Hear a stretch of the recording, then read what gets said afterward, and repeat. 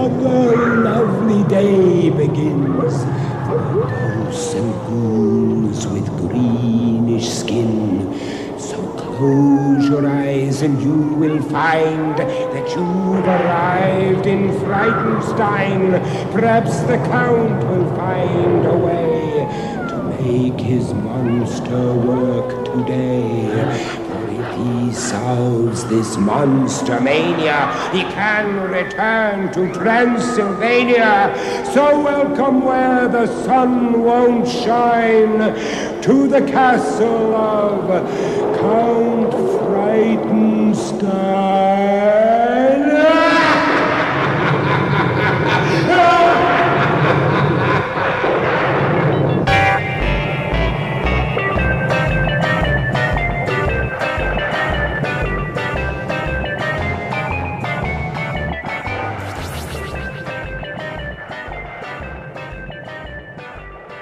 Well, if you're Canadian and grew up in the 1980s or 1990s, that theme may just bring back fantastic memories of fun Saturday mornings and weekday after schools. This week, I'm thrilled to be talking to co-producer of the seminal children's cult classic comedy horror sketch program, The Hilarious House of Frightenstein, in which he also co-starred and worked alongside Vincent Price and the multi-talented Billy Van. In 1971, Mitch and his brother Riff started filming the show in the small Hamilton, Ontario CHCH studios. Back then, nobody knew that the 130 episodes would become an international phenomenon, which would inspire children and adults alike in Canada, the US, and around the world. So without further ado, let's talk to Mitch Markowitz. I do Comic-Cons and festivals and things all the time, and I appear at them. And whenever somebody comes up and asks me for an autograph or a poster or whatever, I always ask them, where did you watch the show? As a matter of fact, I asked you. And I get answers like Madrid, Spain, and Norway. And the show not only had legs and ended up being the longest-running kids' TV show in Canadian history, but geographically, I'm still shocked every time I hear some place that it played that I really wasn't even aware of. You guys brought Vincent Price in to do some of the intros and the in-between segments as well. Yeah, they were called interlocutors, where he would introduce each individual segment. And I'll tell you, Sean, there's a funny story about Vincent Price. When we originally came up with the concept for Frightenstein, my brother had produced some other shows for CHCH-TV prior to this, and we knew that there was a sort of a void in their programming. They didn't have a real heavy-duty kids' TV show. So we went in and had a meeting with the general manager of the station and proposed us producing this hour-long pseudo-horror kids' TV show. And he listened to us, and he sort of thought about it a bit, and he said, let me, you sort of wanted some time to think about it. And we realized right then and there we had definitely not made the sale at that meeting. So we came back to our place in Toronto and thought about it and talked about it a bit, arranged another meeting with Sid and went back out and talked to him and just made him an offer he couldn't refuse. If you remember the scene from The Godfather, we said basically, listen, if we could get a real big-time, heavy-duty movie star that had specialized in horror to be the host of the show, what would you think? Would we have a deal in that case? And he just thought about it for about 30 seconds and said, listen, who are you talking about? Like, what kind of a movie star? And I guess the first words out of my brother's mouth were, thought about it for half a minute and said, well, how about Vincent Price? And Sid said, listen, if you could get Vincent Price to come to Hamilton, Ontario to host our little TV show, I'd sign right here, right now, for 130 hour-long episodes. And, of course, the rest is history. Then all we had to do was figure out how we were going to get Vincent Price. I mean, they didn't have email addresses or anything back then. How did you get your hands on Vincent Price? Well, we did a little research, and we found somebody who knew him and gave us a contact number, phone number, and we got in touch with him. And basically, it was quite easy. A lot of people think everything in the world is difficult, and it can look difficult, but as soon as you sort of put your mind to it and try, the answer is usually right out there. We called him and basically said that we're shooting this kids' TV show in Hamilton, Ontario. So first of all, it won't interfere with your movie career. Nobody's ever heard of Hamilton. Nobody's going to end up seeing this show. So it's not like it's going to, besmirch your reputation. And we'll get you in and out of town in 2 days. That's what we told them. That isn't what ended up happening, but that's what we told them. And we offered to pay him, of course. I think we paid $10,000 for them. But in those days, in 1970, which was when we first started putting this together, $10,000, not bad for 2 days' pay. And basically he said, he'd never done a kids show before. He'd never done anything basically in Canada, no television, that's for sure, in Canada. The thought of working with kids or for kids appealed to him. We said, we'll get you in and out of town in 2 days. So it didn't even interfere with whatever film he was shooting at the time. So that was, it wasn't nearly as hard as everybody thought it was going to be. Even the beginning of the program with the opening theme, and then you have Vincent, declaiming the opening poem, really drew the person in there. And then I remember the first time I saw it, I was thinking, what is this? Wow. Not an unusual reaction. I mean, you had some of the segments which were just absolutely zany and hilarious, like the Wolfman and the Igor character. The sort of psychedelic effect that we had behind them when they were dancing was a complete accident. We were on the set shooting, and a camera sort of not slipped, but those were big cameras in those days. It didn't slip, but it just got aimed in the wrong direction for a minute, and it aimed at a monitor on the set. And if you know anything about audio, and I'm sure you do, there's a thing called feedback. So if you stand in front of a speaker with a microphone, you get that screeching, horrible feedback noise. Well, it's not dissimilar in television. If you aim the camera into the monitor, they feed back on each other, and it gives you this weird sort of psychedelic look. And I think we all realized right then that we had discovered something wonderful that would work perfectly for the Wolfman segment. So we honed it and improved it a little bit. And again, that's, as you mentioned, we had Igor and Billy Van, who was the star of the show. I mean, he played a million characters on the show. They danced in front of this psychedelic background, and kids loved it. I mean, he was probably the most popular character on the show. They also had the librarian segments, which actually, I mean, the beginning of the librarian, I mean, if you're a kid, it might be a little spooky until you start seeing the joke. What would happen is he would come out and sit on this old antique chair, and he would start reading these. A lot of it were just like children's nursery rhymes, things like that. Yeah, that's right. And he would do it with this scary affect, but it would be hilarious because the story wouldn't be frightening at all. And at the end, he'd sort of give up or something. Sean, it's so funny that you should bring the librarian up because, first of all, it was Billy's least favorite character because the makeup took a good 2 hours to apply. And when I do these Comic-Cons and festivals and things around the country, most of the people that come up to me tell me, where they watched the show and how old they were. Everybody tells me that they loved Griselda the Witch, they loved the Wolfman, et cetera, et cetera, et cetera. But when the librarian came on, they had to go and hide behind the sofa. They could listen, but they couldn't watch.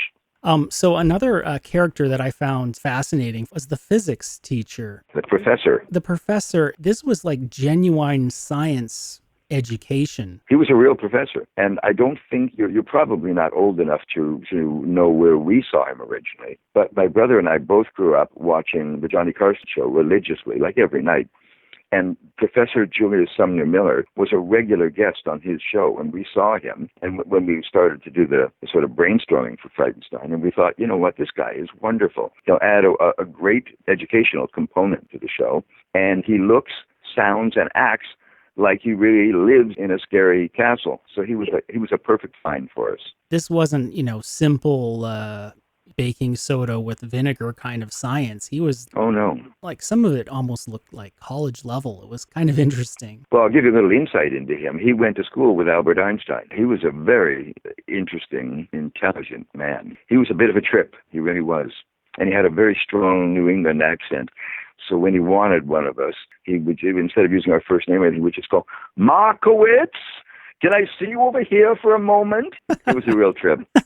And that's the way he looked, by the way. There's no makeup. We didn't do his hair or anything. The way you saw him was the way he looked. He's like a version of Bill Nye, but yes, set back in time. That's very true. I actually heard that Billy Van, they actually made him up in some of the costumes. It was so strenuous, there was so much makeup that he would just tape and tape and tape into the night. And apparently things got goofier and goofier as he went on. Well, you've certainly done your homework, Sean. Yes, that's true. Everybody thought we were going to do was work from 9 in the morning till 5 in the afternoon. But it never worked out that way. We started with makeup at 6. We started shooting around 9, 8:30, 9 o'clock. And quite often we didn't finish till midnight. Now, we were ready to stop. My brother and I were ready to stop around 8-ish. And we still would have gotten in a good, 10 or 11 hours at that point. But Billy just kept pushing, and he had a voracious appetite for work. He just could keep on going and going. And in those days, CH's crew were not union. So albeit they thought they were going to be finished at 5, like I say, we just kept on rocking. And they were good guys, and they just hung in. They just kept on shooting until 11, sometimes as late as midnight. I mean, there must have been a fair amount of heat and stuff underneath all those lights. Oh, it was terrible. I remember when I did the super hippie bit, I was sweating to death because I had this huge blonde afro on, and I don't know if you ever worn a wig or not, but they're synthetic materials, and they don't exactly absorb sweat. And you're right, there's an enormous amount of lighting going on the set. So between that and the skin-tight Superman costume and this 5-pound blonde afro, I had water pouring out of me. And again, the studio wasn't really air-conditioned like a contemporary studio with. So tell me a little bit about your projects coming up. We are at the very early stages of working on a documentary about the Hilarious House of Frightenstein. As you know, but your listeners may not, our show inspired lots of people over the years. And by lots of people, I'm talking about people like Mike Myers and Jim Carrey and the CHCH-TV players and John Candy and Alice Cooper. And the list just goes on and on and on. So the plan is we're going to interview all of those people, whether it's be here or in Hollywood or New York. And we're going to do a documentary that I don't even know how long it's going to be yet, but somewhere between an hour to 2 hours, maybe closer to an hour and a half. And I think we have a good chance of getting that entered into film festivals right across the world, because the show played in lots of different countries. And it's really firmly embedded in the minds of kids who grew up back in the 70s and 80s and who then turned their kids onto it in the 1990s or 2000s. And now their grandchildren are being turned onto it because, as I mentioned, the show's available on YouTube. It's available on DVD. And it was at one point it was on the U.S. Netflix. So I'm now dealing, when I do these live shows, with 3 generations of Frightenstein fans. By the way, I mentioned Mike Myers to you. There's a quick, funny story about Mike. When he was a kid, he grew up here in Toronto, a suburb of Toronto called Scarborough. And at that time, our show was running from 3:30 to 4:30 every afternoon, 5 days a week. So when he was given the key to the city by the mayor, he told the mayor and the assembled audience, and this was very nice of him because he's a huge movie star, as you know, and he didn't really have to do this, but he told everybody that, you have to give credit where credit's due. When I was a kid, I'd come home every day after school. My mom would give me a plate of cookies and a glass of milk, and I'd sit there and watch Frightenstein from 3:30 to 4:30. And then when he got older and grew up and became rich and famous and did his Austin Powers movies. Anybody who's ever seen those movies, if you remember correctly, there was a mini-me and a maxi-me. He got that from Frightenstein because we had a mini count who was 31 inches tall, and we had a maxi count who was Billy Van, who was the full-size count. So that's what inspired Mike to his characters in his film. Hey, this is Jacob Haller. In my podcast, Tell Me About Your Song, I call up all kinds of songwriters, jazz, rock, folk, electronica, whatever, and all levels of experience from just starting out to established national acts, and I ask them to talk about a song they wrote for about 20 minutes. So if you're interested in hearing creative folks talk about what they do, then check it out at tellmeaboutyoursong.com. Thanks. You may not have noticed it or known it when you were doing the show, even though what you were doing was ambitious. And I honestly think that it's really commendable the way that you just followed your dreams and made it work. Is there anything that you learned because of the show, or is there anything that the show's legacy taught you over the last, 45 years? That you come out with? Oh, wow. What a great question. And have I got a great answer for you? When you talk about learned, when Vincent Price originally came here to Toronto, we asked him if there was anything he'd like to do before we go into Hamilton. He said, well, there is one thing. We have a store here that's famous throughout the world. It's called Honest Ed's. And the store was owned by a chap named Ed Mirvish. And his son, David Mirvish, way back then, owned a gallery, an art gallery. And Vincent Price, who was an art connoisseur, said, the only thing I really want to do is I'd love to visit the Mirvish gallery. And of course, we knew at the time that he was going to be busy until midnight every night. He didn't know that at that point. So we got in touch with the owner, with David Mirvish. We said, we've got Vincent Price in town, and is there anything you can do to accommodate him after hours, because he's not going to be able to get back into Toronto until like 1 a.m. And David Mirvish said, are you kidding? Vincent Price? I'll meet him whenever you want. want? So we ended up meeting at 2:30 in the morning, and he gave him a tour of the gallery. And so that was the fun Vincent had in the city. Then the next day, we went into Hamilton, and we started shooting. About 10 minutes into the shooting, now the way that worked, if you remember correctly, Vincent stood on what appeared to be a balcony on the set, a balcony of the castle, and I was lying out of the camera shot on the ground right beneath him, and I had a huge pile of props, and every new bit we did, I was supposed to hand him up the prop that I thought was most appropriate for him to hold during that bit. My brother at the time was in the booth directing the show, and CHCH didn't have a real booth at that point. They had a bus that was parked in the parking lot, and the booth, the control booth, was in the bus. So we started shooting. We shot about 10 or 15 minutes. My brother got on the PA system and said, "Vincent, Mitch, we have to have a meeting." He came running in from the bus and onto the set. The three of us got into a little huddle, and he looked Vincent in the eye and said, "Vincent, you're not scary. We hired you to be scary. You've already read 15 minutes worth of copy, and you're not scary." So Vincent looked him right back in the eye and said, "Listen, if you want scary, you have to write scary. The stuff that you wrote is cute. It all rhymed. It was sweet. But he was right. It wasn't scary." So we learned a very valuable lesson. We got in touch with the two writers we had writing all the Vincent Price bits. We got them to come back out to the house. We were living in a large house, almost a mansion, in Etobicoke, another suburb of Toronto at the time. That's where we did all the pre-production work as well, all the writing. So we got them back out, and we told them that, listen, Vincent Price said this stuff's not scary. He can't make stuff that isn't scary scary. So you're going to go into that room over there, and you're going to rewrite all 130 episodes, all the Vincent Price material. And this time, you're going to write it scary. And in the interim, until that's finished, no bathroom breaks and no food. So they went into the room, we locked it, and about 24 hours later, there was a big knock on the door, and we went and opened the door, and they said, "We're done." And again, the rest is history. We let them eat, we let them go to the bathroom, we took the material back out onto the set. They had written stuff that was scary. Vincent read it as only Vincent Price could.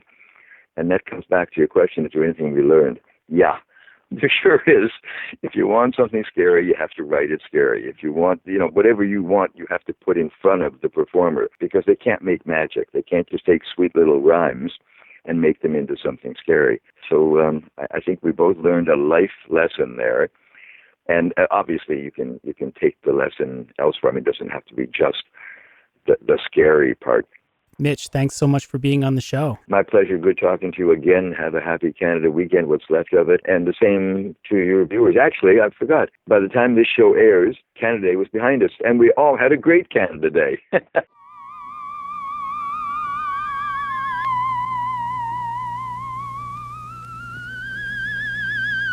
Do not be scared, my dear ones. Is it over yet? It certainly isn't. This interview was tons of fun to do, and Mitch had so many great stories to share. Some of these came during our more casual discussion after the formal interview, and others simply didn't fit into the flow of the conversation because their introduction or context were either too off topic or had to be cut for time. So in order to bring as much of these as I can to you, I'm going to include a couple now with short introductions.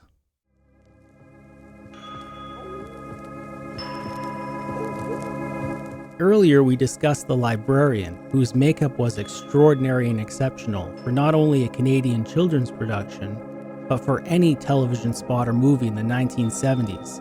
In fact, the advanced prosthetics Billy Van used were truly at par with even modern-day techniques. In this segment, Mitch recounts his harrowing trip to NBC's 40 Rock in Manhattan to acquire the masks which would give the Hilarious House of Frightenstein a costume edge that still holds up to this day. So we originally tried makeup, like real traditional makeup. And we shot a few shows, recorded a few shows, and we realized that it just wasn't cutting it. Like with a mask on, as an example, which is what we tried for the librarian, an old man's mask. You can't move your face. I mean, you can move your face, but the mask doesn't necessarily move with your face. It's like if you've ever worn a Halloween mask. First of all, it's very uncomfortable. Second of all, it's boiling under all those lights. And third of all, it doesn't move like your face does, especially a $5 mask. Not if you don't get into very expensive stuff. So what we decided we had to do was stop taping, and we had to seek out and find the best company that would make prosthetic pieces for us, which, if your viewers don't know what that means, it means, for example, you get a prosthetic nose and a prosthetic chin, a prosthetic cheek, and those are glued on you. So it's your face, and your face moves and articulates, and the pieces all move with your face because they're each glued to your face. And there was nobody here that was capable of doing that. So we found that the best place to go was to NBC in New York City at Rockefeller Center. So my brother and I pulled straws to see who was going to escort Billy to go there and have the mold made for his face. And of course, I was the younger brother, so I lost the straw pull. And I don't really like to fly. I mean, I've flown extensively, but it's not my favorite way to travel. But I figured I got to do what I got to do. So Billy and I got into a limo and went out to the airport here in Toronto, got on the airplane, and I sort of closed my eyes and grinned and bared the hour and 20-minute flight to New York.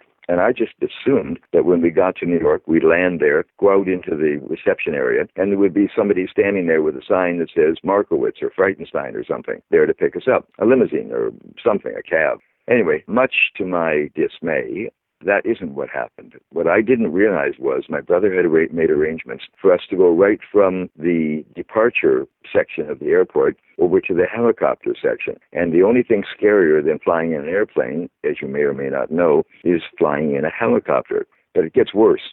We got into the helicopter because, once again, I had no choice, really. You got to do what you got to do. So I sort of manned up. Billy and I got into the helicopter. It took off, and during the flight from LaGuardia, I think it was, to Times Square, I'm thinking about this, and I'm thinking about it, and I had been to New York a couple times prior to that, and I'm thinking, how are they going to land this helicopter in the middle of Times Square? Which, of course, is physically impossible, because New York wasn't as big and as busy as it is now then, but it was still very busy, I should say.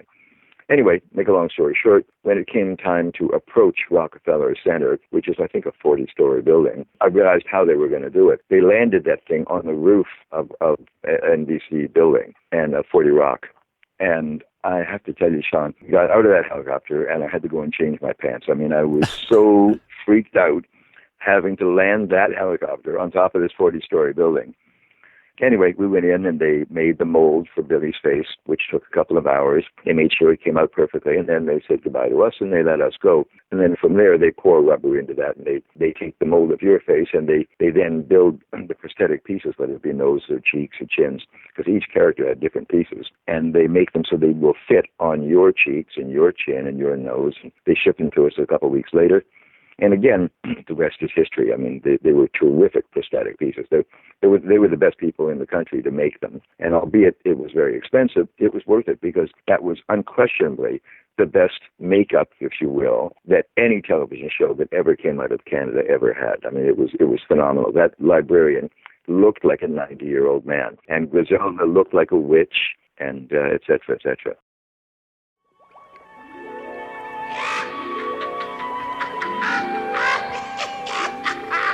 It turns out that much like shows like Mystery Science Theater 3000, the Hilarious House of Frightenstein acquired a cult following in the college student crowd, at least in California. Here's Mitch's explanation of how this happened. My son, when he got to be college age, which was about 5 years ago, I was hoping that he would pick a college somewhere within, an hour and a half or 2 hour drive of Toronto, because again, I don't like flying. But sure enough, he came downstairs one day. He had a computer in his bedroom at that point. That was a long time ago. But he came downstairs one day and said, I think I'll apply to the University of British Columbia. And I think, oh, no, that's 3,000 miles away. Anyway, I couldn't say no. And he was accepted, and he actually got a 50% scholarship. So we certainly couldn't say no. So my wife and I escorted Julian out to Vancouver and got him settled in the dormitory and settled in the school and registered and everything. We stayed, I think, 4 days, and then we came home. And he's a very conservative kid. He's not a braggart. He's not, it's like his little secret that his dad produced a kids' TV show that ended up being famous. So he called us the day after we left Vancouver and said, you know what, my room in the dorms on the 4th floor. And after you left, I went down to the 3rd floor, which is where the common room was. And there were no doors into the common room, just a big archway. So we went and he stood in the archway, and the kids were all sitting around watching a big screen TV. And sure enough, they were watching Frightenstein. And this was 3,000 miles from Toronto, right? And he didn't say anything, wasn't going to say anything until about half a minute later when I went flying by in this super hippie character. And just inadvertently, he blurted out saying, "Oh my God, that's my dad." And from that day on, for the next 3 years, he was treated with a whole new reverence on campus. Now, to continue this is the college story.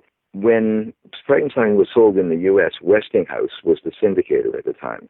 And they sold the show to KTLA, which is the largest television station in California. Right. And they basically cover all of California.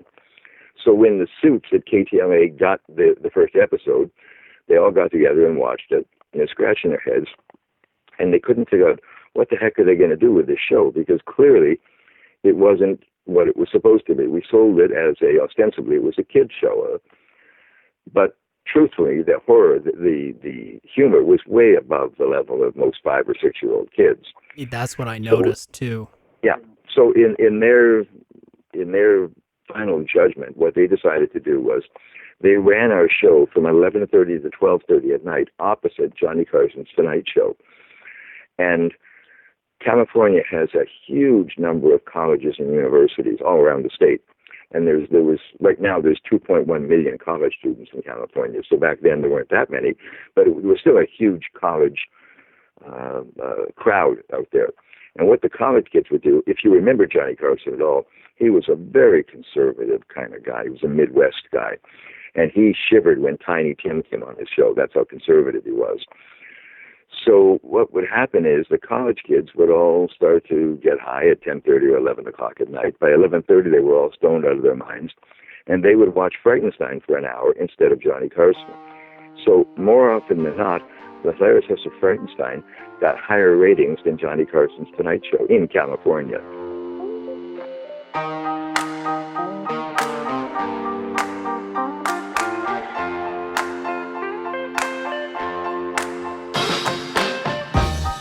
Well, that's all we have for this episode. Remember, you can listen to previous episodes over at shareslicepodcast.com.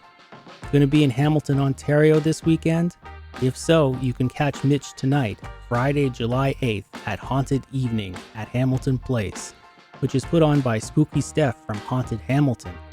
I've been told that Hamilton Place is infested by a female ghost clad in red who cries tears of blood. I'm too much of a skeptic myself to believe this, but it all sounds really fun. Check it out at www.hauntedhamilton.com. Then, on Saturday and Sunday, you can find Mitch at Gru Morg's Dark Carnival at the Hamilton Convention Center.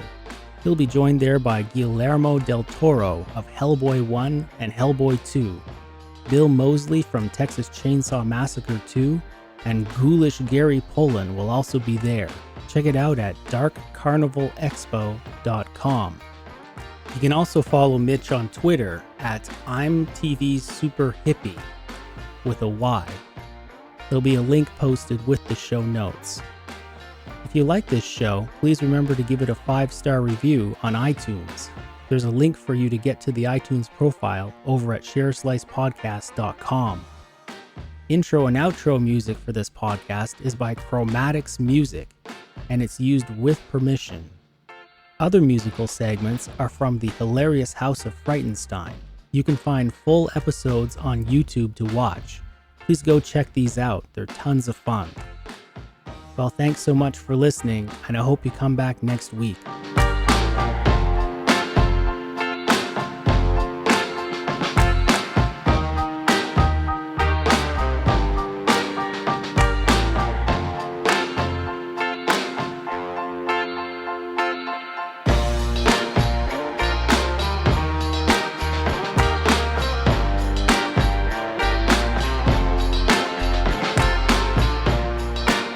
Castle lights are growing dim. There's no one left but me and him. When next we meet in Frankenstone, don't come alone.